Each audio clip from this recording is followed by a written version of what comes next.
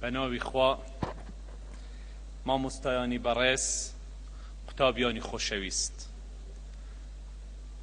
زۆرم پێخۆشە کە ئەمڕۆ لە شاری خۆشەویستی سلێمانیم بۆ بەشداریکردن لە خۆشی و سەرکەوتنی ئێوەدا. لە ڕۆژی سەرکەوتن و دەرچوانتان لە زانکۆ پیرۆزبایی لە یەکەی ئێوەی خۆشەویست و کەسوکارتان دەکەم و دەستخۆشیش دەکەم لە مامۆستایانەی کە لەم ماوەیەدا لەگەڵتان هیلاک بوون و ئەمڕۆ بەرهەمەکەی دەبینن. سوپاسی ئەرک و ماندووبوونی مامۆستایانی خۆشەویست دەکەم. زانکۆی سلێمانی دوور لە پێدە هەڵگوتن و بە حەق خاوەن مێژوویەکی پڕشنگداری زانستی و شۆڕژگێڕیە لە مێژووی کوردستاندا. ئەو زانکۆیە دوای دەستپێکردنەوەی شار لە ساڵی 1974 بە تەواوەتی چوە ناو شۆڕشی ئەیلوولەوە لە ناوچە ئازادکراوەکان. هەروەها زانکۆی سلێمانی مەڵبەندێکی بەهێزکردنی هەست و بیری نەتەوەیی کورد بووە، کەسانی زۆر زیرەک و بەهرەمەندی بەخشیوەتە کوردستان. خوێندکارە خۆشەویستەکان، بۆ ئێوە شانازیە کە ئەمڕۆ ئێوە دەرچووی زانکۆی سلێمانی بن. لێتان پیرۆز بێت. زۆریش خۆشحاڵم کە لە ئاستی خوێندن لە زانکۆی سلێمانی لە پێشەوەیە. حکوومەتیش لە ڕێگەی وەزارەتی خوێنی باڵا بۆ زیاتر پێشکەوتنی زانکۆی سلێمانی و هەموو زانکۆەکانی کوردستان ئامادەیە بۆ هاوکاریکردنتان. لێرەشدا دەمەوێت دووپاتی بکەمەوە کە زۆر گرنگە زانکۆی سلێمانی زیاتر قوتابیان هان بدات بۆ ئەوەی زیاتر و زۆرتر لێکۆڵینەوەی زانکۆیی و زانستیانە پێشکەش بکەن بۆ دیراسەکردنی هەڵمەتەکانی ئەنفال و کیمیابارانی کوردستان و لێکەوتەکانیان لەسەر کۆمەڵگای کوردستان. داوا لە زانکۆەکانی کوردستانیش دەکەم یارمەتی ئەو قوتابیا کورد و بیانیش بدەن کە لە زانکۆەکانی دەرەوە کار لەسەر ئەو تێزانە دەکەن بۆ لێکۆڵینەوەی مەیدانی لەو بارەیەوە کە دێن بۆ کوردستان. هەروەها داوا لە مامۆستایان و قوتابیانی زانکۆ دەکەم لێکۆڵینەوەی زیاتر لەسەر چۆنیەتی نەهێشتنی توندوتیژی خێزانی و چۆنیەتی نەهێشتنی زوڵمکردن لە ژنان لە کۆمەڵگای کوردستاندا بکەن. داوا دەکەم بایەخێکی زۆر بەم بوارانە و هەموو ئەو بوارانە بدەن کە دەبنەمایەی پێشخستنی کۆمەڵگای کوردی بۆ ئەوەی زانکۆ ڕۆڵێکی چالاکتر لە پرۆسەی پێشخستنی کۆمەڵگای کوردستاندا بگێڕێت. هەر لەم بوارەشدا پێویستە وەزارەتی خوێندنی باڵا و دەستگاکانی ڕاگەیاندن و دەستگاکانی چاپ و بڵاوکردنەوە لە کوردستان بایەخ بەو لێکۆڵینەوانەی زانکۆەکان و داهێنانەکانی دیکەی زانکۆ بدەن، چونکە بەو شێوەیە زانکۆ و کۆمەڵگا زیاتر تێکهەڵی یەکتر دەبن. ئەمڕۆ زۆر دڵخۆشین بە سەرکەوتنی ئێوە. ئەو ژمارە زۆرەی خوێندکاران کە لە زانکۆی سلێمانی و زانکۆەکانی دیکەی کوردستان دەردەچن دەبنەمایەی پێشکەوتنی کۆمەڵگا و وڵاتەکەمان، چونکە ئەوە بەشێکە لە پرۆسەی بنیادنانی تاکی کوردستانی. کارنامەی حکوومەتی هەرێمی کوردستان ئەوەیە: ژیانێکی خۆش و هاوچەرخانە و دەرفەتی کار و خوێندنی باڵا لە دەرەوەی کوردستان بۆ ئێوەی بەڕێز دابین بکات.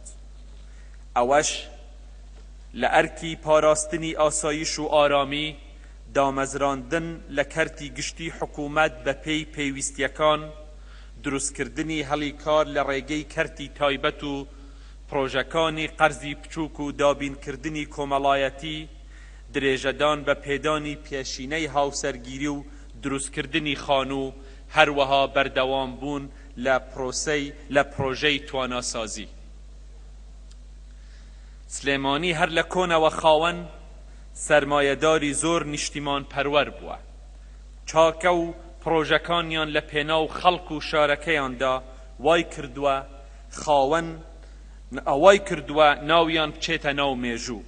ئێستاش زۆر دڵم خۆشە کە دەبینم هەندێ لە سەرمایەدارانی سلێمانی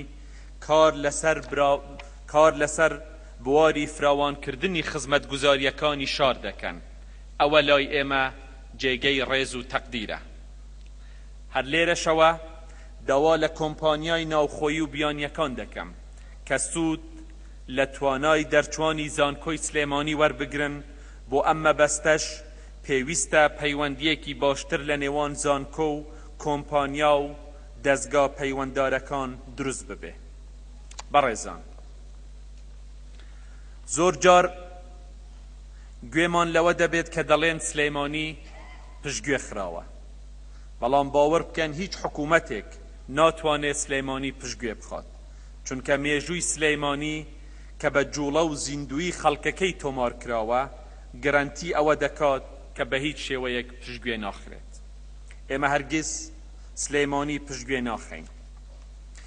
ئێمە پێشتر ڕامان گەیاندووە کە سلێمانی دەکەینە پایتەختی ڕۆشنبیری هەرێمی کوردستان. ئێستاش زۆر پشتگیری لە پرۆژەی بڕیاری بە فەرمی دیارکردنی سلێمانی بە پایتەختی ڕۆشنبیری دەکەین کە پرۆژەیە کە ئێستا لە پەرلەمانی کوردستان خوێندنەوەی یەکەمی بۆ کراوە. سەراتەکانی زۆر ڕەوت و کای ئەدەبی و ڕۆژنامەگەری لە کوردستانی عێراق لە سلێمانیەوە دەستیان پێکردووە. کارنامەی ئێمە لە حکوومەتی هەرێمی کوردستان ئەوەیە پشتگیری ئەوە بکەین کە بەردەوام چالاکی ئەدەبی و ڕۆشنبیری لە سلێمانی هەبن. هەروەها هەوڵ دەدەین هەموو ئەو دەستگا ڕۆشنبیری و ئەدەبیانەی پێویستن هەبن و بەردەوام بن بۆ ئەوەی بەبێ کەم و کوڕی سلێمانی ببێت بە پایتەختی ڕۆشنبیریمان. لە ڕۆی ئیداریشەوە ڕامان گەیاندووە کە ئێمە لایەنگری ئەوەین دەستهەڵاتی زیاتر بە پارێزگا و قەزا و ناحیەکان بدرێت بۆ ئەوەی کوردستان هەمووی پێکەوە وەک یەک بتوانێت پێش بکەوێت. هەروەها بۆ ئەوەی لە ڕاپەڕاندنی کارەکان لە دەستگاکانی حکوومەت کار ئاسانی بۆ هاوڵاتیان دابین بکەین. ئەویش بە بەشێک لە پرۆسەی چاکسازی ئیداری و سیاسی دادەنرێ لە هەرێمی کوردستاندا کە ئێمە لە حکوومەتی هەرێمی کوردستان زۆر بەجددی بەردەوام دەبین لەسەریان.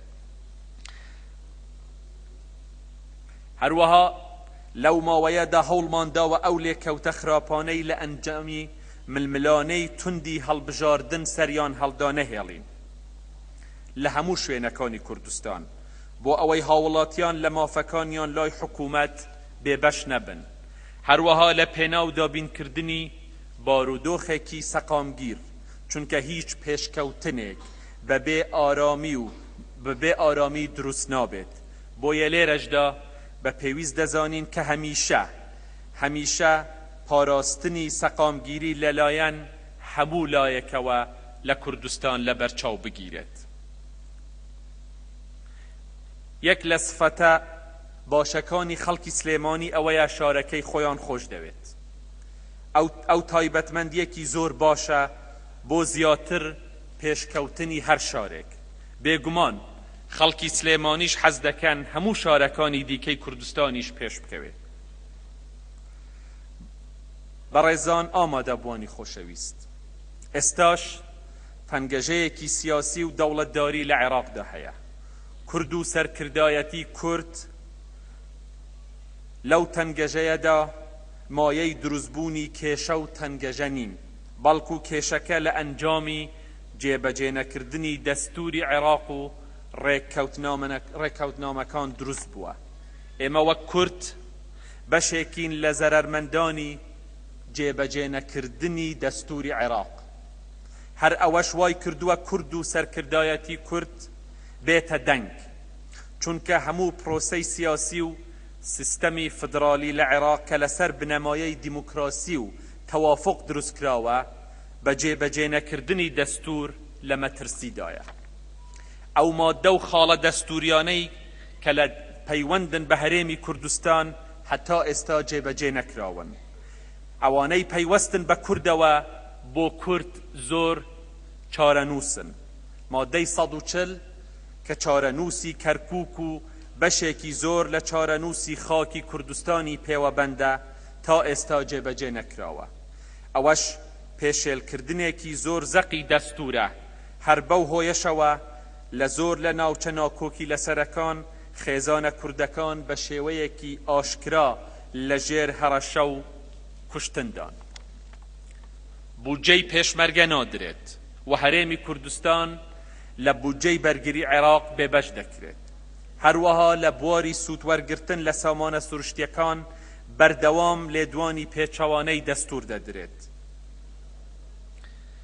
و تا ئێستا یاسای نەوت و غاس لە عێراق بە شێوەیەک کە ڕێککەوتنی پێشترمان لەسەر کردووە جێبەجێ نەکراوە. هەروەها یاسای دابەشکردنی داهاتی نەوتیش هەتا ئێستا جێبەجێ نەکراوە. هەرێمی کوردستان بەهۆی ئەو سیاسەتە نەوتیەی پەیڕەوی کردووە ئەمڕۆ خاوەن کارەبایە لەو عێراقە کەم کارەبایەدا و کارەبای داوەتە پارێزگای کەرکووکی خۆشەویستیش هەروەها ڕێککەوتن کراوە بۆ ئەوەی کارەبا بە مووسڵیش بدرێت. ئێستا هەرێمی کوردستان بە پشتبەستن بە خۆی ڕووناکە و ڕووناکی دەداتە دەوروبەریشی. اینجا لە جیاتی ئەوەی حکوومەتی فدرال سوپاسی حکوومەتی هەرێمی کوردستان بکات کە کارەبای بۆ هاوڵاتیان دابیر کردووە، سیاسەتێکی پێچەوانە پەیڕەو دەکات بەرامبەر هەرێمی کوردستان. شۆڕشی کوردستان هەر لە سەرەتاوە شۆڕشی بەرگری بووە لە خاک و لە خەڵکی کوردستان.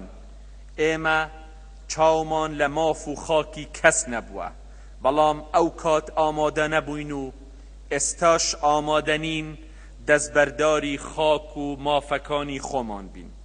بۆ ئەمەش ڕێگایەکی دیارکراوی عێراقیانە هەیە، ئەویش جێبەجێکردنی دەستوری عێراقە.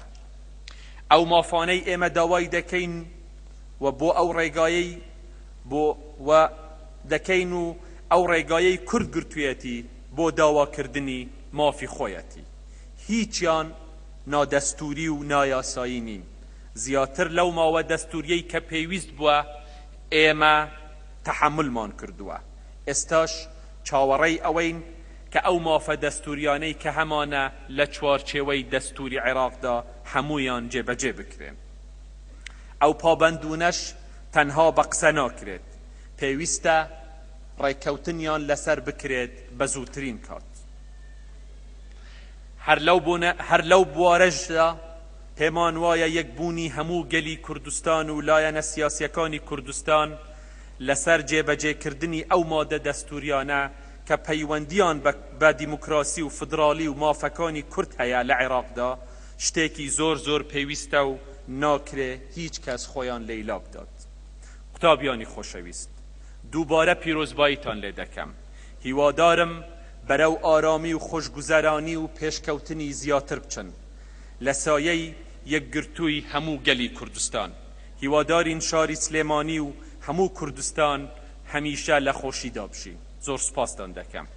ئەوەی کە من دەمەوێت لە قسەکانم تاکید بکەمەوە پشتگیری تەواو لە قسەکانی کاک دکتۆر دەکەم بەوەی کە پێویستە ئەو پرۆژەی کە ئێستا هەیە و قسەی لەسەر دەکرێت بۆ ئەوەی کە بڵێن زانکۆیەکان دەستهەڵاتی تەواویان هەبێتن، من بە تەواوەتی پشتگیری لەو بۆچوونە و لەو پرۆژەیە دەکەم و دڵنیاتان دەکەمەوە کە ئەوە جێبەجێ دەکرێتن. و بەنسبەت بڵێن یارمەتیدانی زانکۆی سلێمانی ئەوە بە واجبی خۆم دەزانم چوەکو سەرۆک وەزیران چوەکو ئەو بەشەی کە منیش خەڵکی سلێمانی 50 بە 50 زۆر سپاس.